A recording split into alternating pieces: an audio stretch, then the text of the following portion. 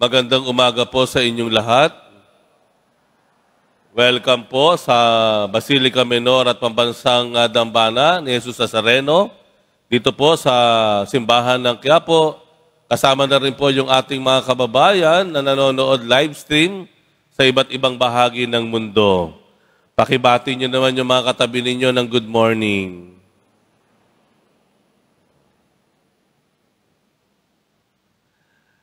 Mayroon sa atin nag-aalaga ng aso. Yung alagang aso na mahal. Yung sabi nga natin, may mga dog owners sa atin na kung itrato ang kanilang mga aso ay parang tao na. Tama po, no? Yung talagang katabi na sa pagtulog, ayan ano, niyayakap yung aso, di ba? Hinahaplos, tapos minsan nakikipag-kiss pa, lips to lips dun sa aso, no? Merong ganoon talaga, sobrang lapit ng loob, no? Lalo-lalo na pag darating sa bahay, nako. Yung aso ang unang pupuntahan, no? Bago pa yung magulang. Ang babatiin, ano? At kung makapaggastos, ganun-ganun na lamang, no?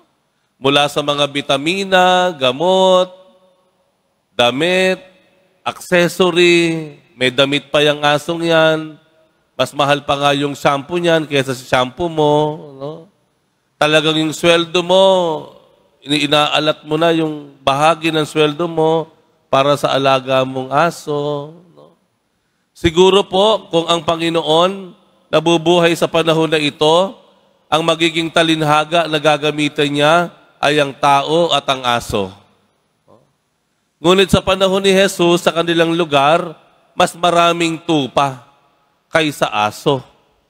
Ang mas pangkaraniwang eksena ay ang pagiging pastol ng mga tao sa kanilang kawan ng mga tupa. Yun ang mas pangkaraniwang eksena. Kaya kung titingnan natin yung ebanghelyo ngayon, ay ang ginamit muli ng Panginoon ay ang ugnayan ng pastol at ng kanyang tupa. Ano sabi po dito? Kung ang isang pastol daw may 100 tupa, nawala ang isa, iiwan niya yung 99 at pilit niyang hahanapin ang nag-iisa. 1 against 99. 1 versus 99.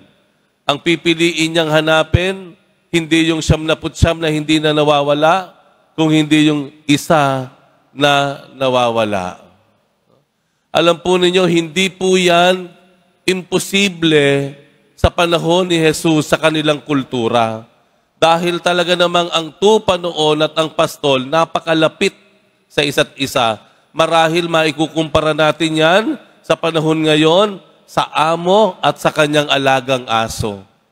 Nung panahon na iyon, kahit ilang daan po ang tupa ng isang pastol, kilala daw niya ang bawat isa.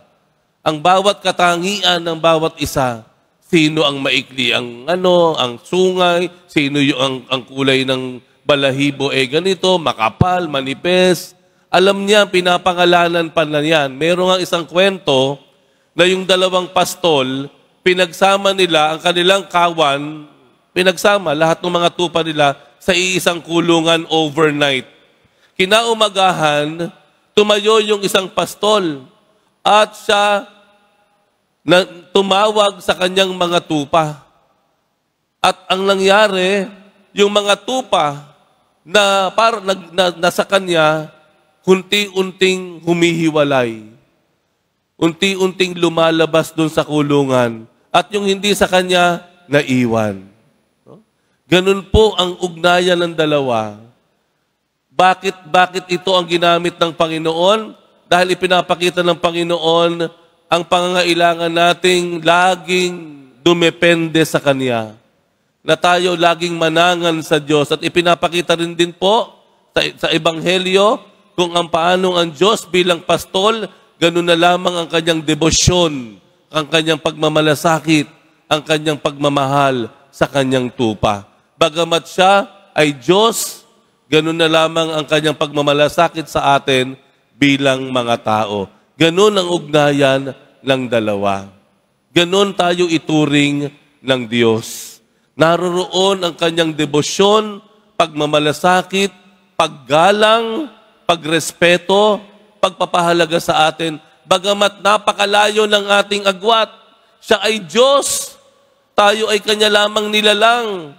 Siya ang lumikha, tayo ang nilikha. Ganon po ipinapakita ang debosyon, pagmamahal ng Diyos. Bagamat hindi pantay, pero ang Diyos ganon na lamang magmahal sa atin. Ganon na lamang ang pagturing niya sa atin. Ngayon, kung ganito ang pagturing ng Diyos sa atin, marahil maliwanag po sa ating isip na dapat ganito rin ang pagturing natin sa bawat isa. Kung ang Diyos napakataas, ipinapantay niya ang kanyang sarili sa atin, minamahal na niya tayo ng gano'n na lamang, nire-respeto tayo ng Diyos at ginagalang ang ating halaga, palagay ko po, hindi po mahirap unawain sa atin na dapat tayo rin sa isa't isa bilang puro tao, pare-parehas na tao, matutong magmalasakit, rumespeto, gumalang sa kahalagahan ng bawat isa. Kung titingnan natin yung Ebanghelyo, nung natagpuan nung pastol ang kanyang nawawalang isang tupa, ano sabi doon? Aanyayahan niya ang kanyang mga kapitbahay. Hali kayo, mag-party tayo. Ako ay kumuha ng caterer at tayo magbo-buffet. Magdiwang at magsikain tayo. Kung titingnan niyo po, mas mahal pa yung gagastusin niya kesa doon sa kanyang nakuha uli o nabawi. Makikita niyo po, mas malaki pa yung gagastusin niya kesa doon sa nabawi niyang tupa. Ano po ibig sabihin nito? Isang pamamaraan po para ipakita natin ang pagpapahalaga, ang pagrespeto o paggalang natin sa bawat isa. Huwag nating presyuhan ang kapwa natin. Ang tao hindi dapat pinag-uusapan kung magkano dahil ang tao walang halaga o walang presyo. No? Walang presyo. Minsan po kasi sinusukat natin ang ating kapwa kung magkano ang makukuha natin. Minsan po kasi ang pagturing natin sa kapwa natin may presyo, may price tag. Walang price tag ang sino man dito dahil wala tayong presyo. Huwag natin iuugnay ang pera sa tao. Dahil ang tao walang presyo. Walang kayang pwedeng ipantay na halaga ng pera. Napakasimple lang po niyan. Kung papaano natin ituturing ang bawat isa na may malasakit at pagpapahalaga. Huwag nating gawing commodity o produkto ang tao. Huwag nating bilangin ang pera natin sa dami ng tao na kakilala natin. Huwag nating iuugnay ang tao sa pangangailangan nating pera. Naalala niyo po si Schindler, Oscar Schindler, yun pong nagligtas ng mahigit 1 milyong Hudyo nung panahon na si Hitler ay pinapatay ang mga Hudyo. Hindi po ba? Si Oscar Schindler, napakayaman na tao. Kinuha niya ang mga Hudyo papunta sa Poland para kanyang gawing trabahador ng ano ang intensyon niya? Para iligtas sa kamatayan. Mayaman siya pero ginastos niya ang kanyang kayamanan para kumuha ng mga Hudyo sa kanyang pabrika. Bayaran yung mga makakakilalang mga German para iligtas yung kanyang mga pinoprotektahang mga Hudyo. Ibig sabihin, mas matimbang sa kanya ang halaga ng tao kaysa sa kanyang yaman.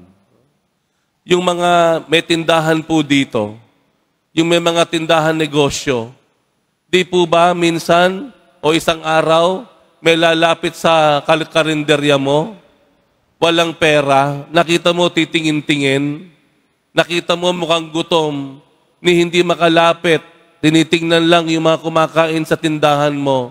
Ano ginawa mo? Ay, Manong, tatay, o ate, halika dito. Kumain ka. Ay, wala po akong pera. Sige, libre lang. Kumain ka. Di ba may mga ganun tayong nakikita o nasasaksihan? Ito yung mga halimbawa na kaya po nating ibigay ang paggalang o pagpapahalaga sa ating kapwa-tao na hindi kailangang laging may presyo ang tao. Muli, mga kapatid, ang paanyaya ng Panginoon, itinuturing niya tayo, bagamat siya ay mataas at tayo ay mababa, itinuring niya tayo bilang kapantay niya sa kanyang pagmamahal, pagkilala sa ating halaga. Pero sana po, ang panalangin natin at ang kagustuhan ng Diyos, tayo naman sa ating ganang sarili, tayo'y pantay-pantay bilang mga tao. Kaya mas madali po sana sa atin na magmalasakit sa bawat isa, ibigay at ipakita, igalang ang pagpapahalaga, igalang ang halaga ng bawat isa, ang dagal ng bawat isa, at iwasan po natin na lagyan ng presyo ang tao.